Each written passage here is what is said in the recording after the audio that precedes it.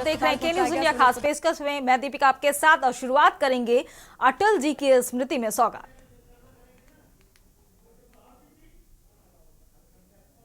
प्रधानमंत्री नरेंद्र मोदी ने आज मध्य प्रदेश को बड़ी सौगात दी है। उन्होंने खजुराहो में देश की पहली महत्वाकांक्षी और बहुउद्देशीय केन बेतवा राष्ट्रीय नदी जोड़ो परियोजना का शिलान्यास किया। इसके साथ ही पीएम मोदी ने देश की पहली ओंकारेश्वर फ्लोटिंग और सौर परियोजना का लोकार्पण और 1153 अटल ग्राम सुशासन भवनों का भूमि पूजन भी किया। पूर्व प्रधानमंत्री अटल बिहारी वाजपेयी के 100वें जन्मदिवस पर पीएम मोदी ने उनकी स्मृति में स्टैंप और सिक्का भी जारी किया।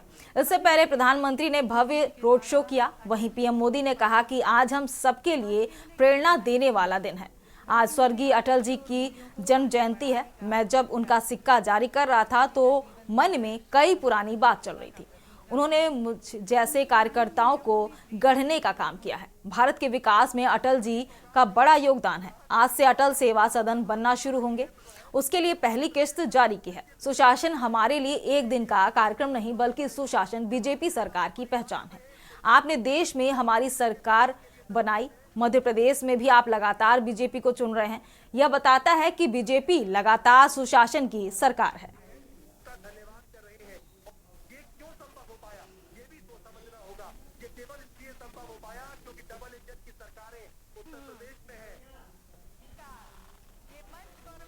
हम सभी के लिए प्रेरणादायी दिन है। आज श्रद्धेय अटल जी की जन्म जयंती है। आज भारत रत्न अटल जी के जन्म के 100 साल हो रहे हैं। अटल जी की जयंती का ये पर्व सुशासन की, सुसेवा की हमारी प्रेरणा का भी पर्व है। थोड़ी देर पहले जब मैं अटल जी की स्मृति में डाक टिकट और स्मारक सिक्का जारी कर रहा था तो अनेक पुरानी बातें मन में चल रही थी। बरसों बरसों तक उन्होंने मुझ जैसे अनेक कार्यकर्ताओं को सिखाया है, संस्कारित किया है। देश के विकास में अटल जी का योगदान हमेशा हमारे स्मृति पटल पर अमिट रहे। बहुत बड़ी सौगात है ये। इसी खबर पे जानकारी के लिए हमारे साथ संवाददाता सुनील मालवी जुड़ चुके हैं। सुनील मालवी जी, आज पूर्व प्रधानमंत्री अटल बिहारी जी की आज 100वीं जन्मदिवस के अवसर पर प्रधानमंत्री मोदी ने एमपी को बड़ी सौगात दी है। केन बेतवा राष्ट्रीय नदी जोड़ो परियोजना का शिलान्यास भी किया और स्टैंप और सिक्का भी जारी किया और बयान में कहा कि बीजेपी लगातार सुशासन की सरकार बना रही है।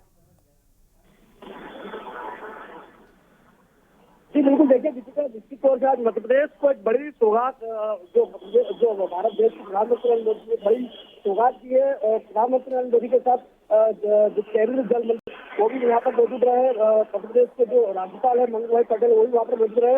उन्होंने अपनी स्पीच में पूर्व प्रधानमंत्री अटल बिहारी वाजपेयी और डॉक्टर भीमराव अम्बेडकर का जिक्र किया। शुरुआती में प्रधानमंत्री नरेंद्र मोदी ने अपनी स्पीच की शुरुआत बुंदेलखंड में की। कहा, वीरों की धरती की बुंदेलखंड पर रहे हमारे सभी जनों को हमारी तरफ से हाथ जोड़कर राम राम। और जो है आज अटल बिहारी वाजपेयी की उनको जो सिक्के हैं वहाँ पर वो भी जो है ऐतिहासिक आज जो बेतवा के नदी है और जो नदी उसको भी जोड़ने के बड़ी सौगात दी है।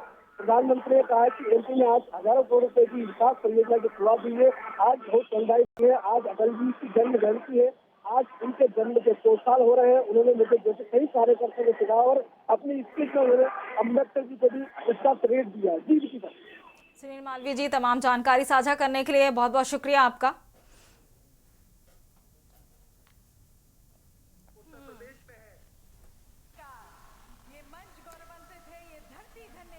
हम बात कर रहे थे, पीएम ने स्मृति में स्टैंप और सिक्का जारी किया है। आज एमपी के लिए बहुत बड़ी सौगात दी है पीएम मोदी ने। अब बात करेंगे, आतंकियों ने ली शरण, कसा सिकंजा। पीलीभीत में पुरनपुर के होटल हरजी में फर्जी आईडी के सहारे खालिस्तानी आतंकवादियों ने शरण ली थी। ये भी जानकारी मिली है कि पुरनपुर के होटल हरजी में आतंकवादी 25 घंटे रुके थे। दरअसल पंजाब में पुलिस चौकी पर ग्रेनेड बम फेंकने वाले खालिस्तानी आतंकवादियों के बारे में लगातार अहम जानकारियां मिल रही हैं। पुलिस ने होटल हरजी के मैनेजर सहित एक कर्मचारी को हिरासत में लिया है। बता दें कि होटल के सीसीटीवी से ये खुलासा हुआ है। फिलहाल पुलिस अब होटल मेजर सहित कर्मचारी से पूछताछ में जुटी हुई है।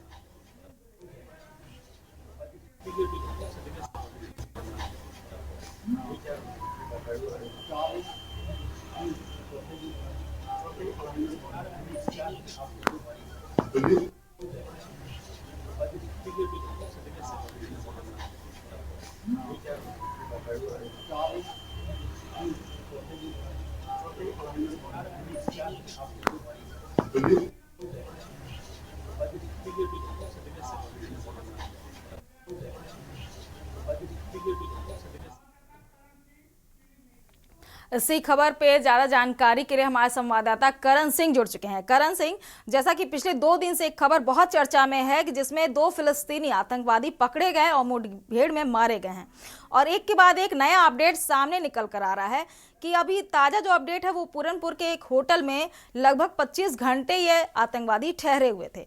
तो क्या कुछ अपडेट अभी तक आपके पास है कि क्या किसी संगठन से बात सामने आ रही है कि किसी और नए संगठन से मिले हुए थे या फिर किसी बड़ी घटना को अंजाम देने की फिराक में थे?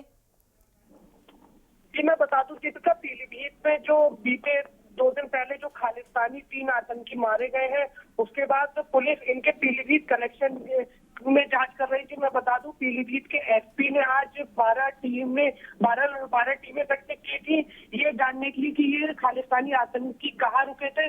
बता दूं, कुछ ही देर में पुलिस ने उस होटल पे भी, जो पुरनपुर का मशहूर हरजी होटल है, वहां पे भी पहुंच गई, जहाँ पे कमरा नंबर 105 में ये आतंकी 20 तारीख की शाम को आए थे और 21 तारीख की शाम तक रुके, लगभग 25 घंटे रुके थे। पुलिस ने सीसीटीवी में भी देखा है, पुलिस ने सीसीटीवी का फुटेज भी लिया है, जिसमें साफ तौर पे देखा जा रहा है 4 से 5 लोग हैं, जिसमें 3 आतंकी जो ढेर थे वो है, साथ में उनको 2 लोग जो और दिख रहे हैं, जिन्होंने उनको होटल तक पहुंचाया, वो भी उस सीसीटीवी में आ रहे हैं। मैं बता दूं, इसके बाद पुलिस ने सूत्रों से मैंने तो पुलिस ने उन दोनों ही आरोपियों को भी दबिश देकर उनके गांव, उनके जो निवास स्थान है वहां से हिरासत में ले लिया है। अब पुलिस उनसे पूछताछ कर रही है। करण सिंह, तमाम जानकारी साझा करने के लिए बहुत बहुत शुक्रिया। हम बात कर रहे थे पीलीभीत में फिलिस्तीनी आतंकवादियों की। फिलहाल पुलिस ने मैनेजर और कर्मचारी को हिरासत में ले लिया है। बता दें, ये आतंकवादी फर्जी आईडी के साथ रह रहे थे। अब बात करेंगे खुदाई जारी बावड़ी का निरीक्षण। चंदौसी में प्राचीन बावड़ी की खुदाई बुधवार को 5वें दिन भी जारी रही और एएसआई की एक टीम ने बावड़ी का निरीक्षण किया। चंदौसी नगर पालिका के कार्यकारी अधिकारी कृष्ण कुमार सोनकर ने बताया कि टीम के लोग खुदाई कार्य की प्रगति का आकलन कर रहे हैं। उन्होंने कहा कि यह खुदाई कब तक चलेगी यह कहना मुश्किल है, क्योंकि इसके ढांचे पर जेसीबी मशीन नहीं चल सकती और श्रमिकों से काम कराया जा रहा है। यह बावड़ी करीब 125 से 150 वर्ष पुरानी की बताई जा रही और 400 वर्ग मीटर क्षेत्र में फैला हुआ है। बता दें कि पिछले हफ्ते चंदौसी के लक्ष्मणगंज इलाके में खुदाई के दौरान इस बावड़ी का पता चला था। गौरतलब है कि संभल में 46 वर्षों से बंद भस्मा शंकर मंदिर को 13 दिसंबर को फिर से खोले जाने के बाद ये खुदाई शुरू की गई है।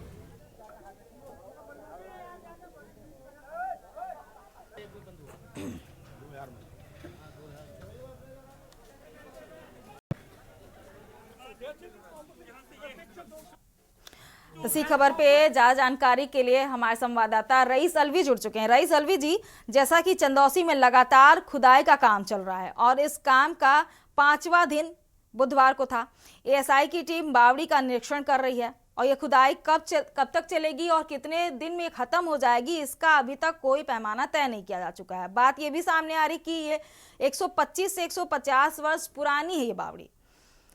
तो रईस अलवी जी, क्या पूरी जानकारी है आपके पास? दीपिका जी, मैं बिल्कुल आपको विस्तार से बताने का पूरा प्रयास करूंगा। जिस तरह से संभल हिंसा हुई थी और संभल हिंसा के बाद लगातार मंदिर और जिस तरह से कुएं की खोज की जा रही थी, जो कि प्राचीन मंदिर और कुएं खोदे जा रहे हैं, उसी दौरान जो है चंदोसी एक मुस्लिम बहु क्षेत्र में एक जो है बाबरी जो इसे बोलते हैं, जो कि श्री बांके बिहारी मंदिर के लिए यहाँ से सुरंग जाती है। लगभग बावरी जो है वो लगभग जो है करीब कम से कम 40 से 50 फुट गहरी बताई जा रही है, जो कि एक किला रूम में है और उसके अंदर एक प्राचीन जो है एक कुआं भी है, जो कि कुआं है उसकी खोज की जा रही है। कुएं में कई ऐसे रहस्य हैं जो छिपे हुए हैं, तो उसकी लगातार खुदाई की जा रही है। तहसील और नगर पालिका की टीम लगातार इसकी खुदाई कर रही है। साथ ही साथ आज 2 सदस्य की टीम जो एसआई की टीम है, 2 सदस्यीय टीम वो जो है आज मौके पर पहुंची है, उसकी सर्वे किया है, उसकी जांच पड़ताल की है, बारीकी से उसकी सैंपल लिए गए हैं और सैंपल लेकर जो है उसके इकट्ठे किए गए हैं। देखा गया है कितनी पुरानी है, तो बताया जाता है कि कम से कम 150 से 200 साल पुरानी ये बावड़ी बताई जा रही है। उसके बाद जो है एसआई की टीम जो है वहां पर पृथ्वीराज चौहान की जो संभल है, संभल शहर जो शाही जमा मस्जिद से करीब 2-3 किलोमीटर दूर है, एक बावड़ी वहां भी खोजी गई है, जो कि पृथ्वीराज चौहान की बताई जा रही है, जो कि जो बताया जा रहा है कि कम से कम जो है इसमें जो कुएं के नाम से मशहूर है, जो कि चोर कुआं बोला जाता है, उसके नाम से मशहूर है। और एसआई की टीम वहां भी पहुंची है। साथ में जो है इसमें एसपी के बिश्नोई जी है और जिला अधिकारी डॉक्टर राजेंद्र पेशियाई मौजूद है, एसडीएम भी मौजूद है, साथ में पूरी टीम है वहां पर। तो उसके भी सर्वे किया जा रहा है। एसआई टीम भी वहां मौजूद है, वहां पर उसकी सर्वे कर रही है, लगातार वहां पर बारीकी से देख रही है। सबसे और भी जो ऐतिहासिक धरोहर है, ऐतिहासिक प्राचीन टीम है जो वो भी वहां पर उसकी भी देख रही है और बारीकी से जो है एसआई टीम सर्वे कर रही है लगातार। और सर्वे करने के बाद पूरी एक एक चीज को देखा जा रहा है, उसके बाद जो उच्च अधिकारी को जो है एसआई की टीम सौंपेगी। लेकिन हम आपको बताते हैं कि लगातार जिस तरह से एक संभल में जो मस्जिद में हिंसा हुई थी और हिंसा के बाद लगातार ये ऐतिहासिक प्राचीन जो धरोहर है वो खोजी जा रही है। लगातार कुएं हो, चाहे मंदिर हो, चाहे बावड़ी हो, अलग अलग चीज जो है संभल निकल के आ रही है, क्योंकि संभल एक इतिहास रहा है। और पृथ्वीराज चौहान हो या मुगल बादशाह की जमाने के टाइम हो, लगातार एक इतिहास रहा है संभल में। तो लगातार प्रशासन और लगातार इसको जो है खुदवा रहा है और देखा रहा है, लगातार कहीं ना कहीं जो है यहाँ पर जो आय भी बढ़ने की बात कही जा रही है। जी रईस अलवी जी, अभी 2 दिन पहले की बात सामने आ रही है कि एसआई की टीम पत्रकारों से लगातार दूरी बना के रखे हुए थे, तो क्या वजह निकल कर आई अभी तक में कि क्या एसआई की टीम क्या अब बात करेगी पत्रकारों से, उन्हें नई जानकारी देने के लिए तैयार है वो? मैं बिल्कुल आपको बता दूं, एसआई की जो 2 सदस्यीय टीम आई थी आज, और उससे पहले भी जो 2 दिन के लिए एसआई की टीम आई थी 4 सदस्यीय, वो भी टीम है। लगातार टीम जो है सर्वे कर रही है, लेकिन मीडिया कर्मी को दूर रखा जा रहा है, क्योंकि इस तरह से बताया जा रहा है कि मीडिया कर्मी इसमें काम में बाधा डालेंगे, काम में रुकावट डालेंगे, परेशानी होगी टीम के लिए। इस कारण जो है मीडिया कर्मी को दूर रखा जा रहा है। जो भी अपडेट होगी वो जिला अधिकारी जो है डॉक्टर राजेंद्र पेशिया वो हमको अवगत करा देते हैं, हमारे लिए बता देते हैं। इसलिए जो है मीडिया कर्मी को वहां से दूर रखा जा रहा है, उनकी कोई भी मीडिया कर्मी उनके पास तक नहीं पहुंच पा रहा है। जी रईस अलवी जी, तमाम जानकारी साझा के लिए बहुत बहुत शुक्रिया आपका। हम संभल की बात कर रहे थे, जहां बावड़ी का निरीक्षण कर रही है एसआई की टीम और ये कार्य 5वें दिन तक जारी रहा है।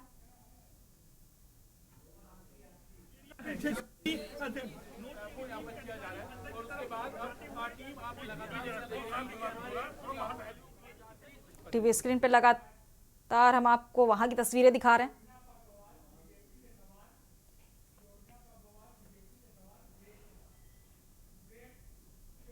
यहां रुकते हैं एक छोटे से ब्रेक के लिए, उसके बाद बात करेंगे योजना पर बवाल, बीजेपी से सवाल। आप देख रहे हैं के खबरों का सारथी। ब्रेक से वापस आ चुके हैं और रुक करते हैं योजना पर बवाल, बीजेपी से सवाल। दिल्ली सरकार के महिला एवं बाल कल्याण विभाग और स्वास्थ्य विभाग का कहना है कि महिला सम्मान योजना और संजीवनी योजना उनके पास अधिसूचित नहीं है। वहीं केजरीवाल ने कहा कि इन योजनाओं के ऐलान के बाद से बीजेपी के लोग बौखला गए हैं। कहा अगले कुछ दिनों में सीएम आतिशी को गिरफ्तार करने का प्लान बनाया गया है।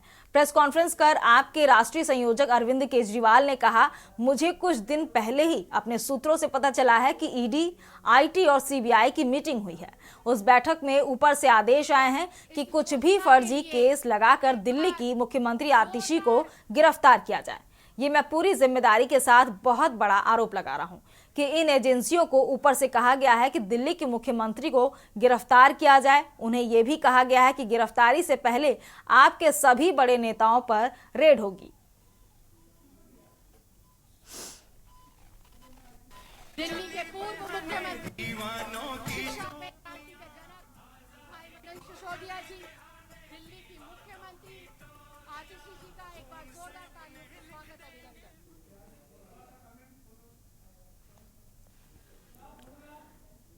लगातार हम आपको अपनी टीवी स्क्रीन पे दिल्ली से सीधी तस्वीरें दिखा रहे हैं। केजरीवाल का बीजेपी पर जय जय जय जय जय भीम पर बड़ा आरोप। अभी 3-4 दिन पहले हमने 2 योजनाएं चालू की, अनाउंस की। महिला सम्मान योजना, जिसके तहत हर महिला को चुनाव जीतने के बाद योजना लाई जाएगी, जिसमें हर महिला को 2100 रुपए दिए जाएंगे।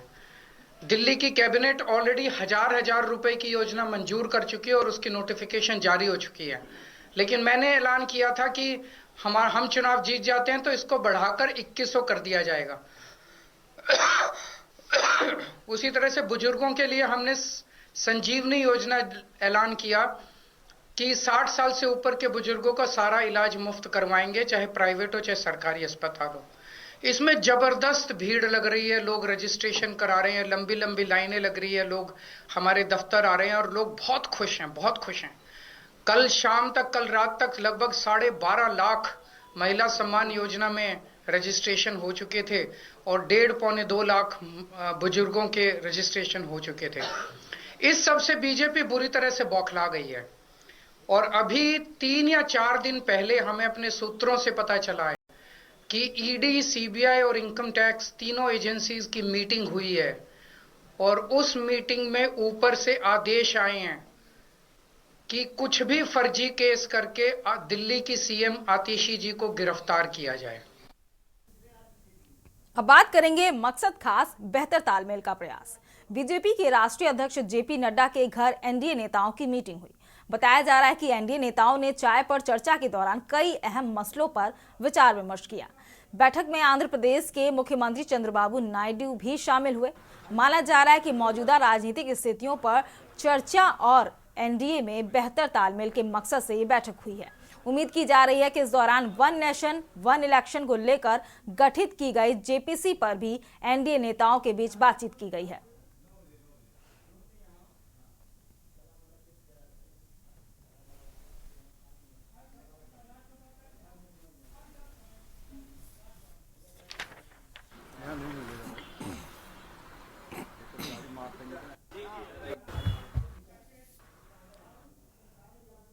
अब बात करेंगे बंद का ऐलान, बॉर्डर पर किसान। पंजाब के किसान नेता जगजीत सिंह डल्लेवाल का आमरण अनशन मंगलवार को 29वें दिन प्रवेश कर गया। डल्लेवाल ने प्रदर्शनकारियों से खानाउआरी सीमा पर बने रहने की अपील की है। प्रदर्शनकारी किसानों ने 30 दिसंबर को पंजाब बंद करने की अपील की है। किसान मजदूर संघर्ष समिति के सचिव सरवन सिंह पंढेर ने कहा कि कई ट्रेड यूनियन बंद का हिस्सा बनने के लिए सहमत हुए हैं। देखिए हमारी एक खास रिपोर्ट। पंजाब के किसान नेता जगजीत सिंह डल्लेवाल का आमरण अनशन मंगलवार को 29वें दिन भी जारी रहा। डल्लेवाल ने प्रदर्शनकारियों से खानाउआरी सीमा पर बने रहने की अपील की है। बड़ा भाई फिर से मैदान में आया है। अब छोटे भाई की जिम्मेदारी दूसरे राज्यों की जिम्मेदारी बनती है। इस लड़ाई को मजबूती से लड़ें। मैं ये चाहता हूँ कि सरकार किसी भी कीमत पे हमें यहाँ से उठा ना पाए। यही मैं आप सब से उम्मीद करता हूँ। राष्ट्रपति देश का सबसे बड़ा कॉन्स्टिट्यूशनल हेड है, which can direct to the central government to intervene into the situation. इसलिए हमने आज फैसला कर लिया कि जनवरी के पहले हफ्ते जो भी वो टाइम देते हैं हमको कि जाको उनको हम मिलें। अगर वो नहीं टाइम देते तो खेतीबाड़ी मंत्री मिलके कहें कि फौरी दखल लो। अब तो दिन बहुत नज़दीक आ रहे हैं, डॉक्टरों की टीम कह रही है किसी वक्त भी कोई नुकसान हो सकता है। एक आदमी ओल्ड पर्सन है, कैंसर से भी पीड़ित है, 29 दिन से उसने कोई खाना नहीं खाया, कभी भी नुकसान हो सकता है। 9 जनवरी को मोगा के अंदर बड़ा इकट्ठा करेंगे, उसमें भी इसी को प्रेशराइज करने की है। MSP की मांग, डल्लेवाल साहब की हालत और मोर्चे की जो पहली मांग है उनके ऊपर सारे पंजाब को इकट्ठा करने की कोशिश करेंगे। आज जो देश की सिचुएशन है और सारा देश इस गल की मांग कर रहा है आज कि farmers unit again it should be united and we welcome their initiative.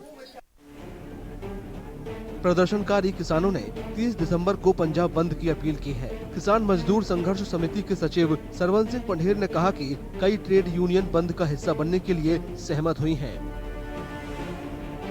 एक तो 26 को खनौरी बॉर्डर पर तमाम ट्रेड यूनियंस की मीटिंग बुला ली गई है।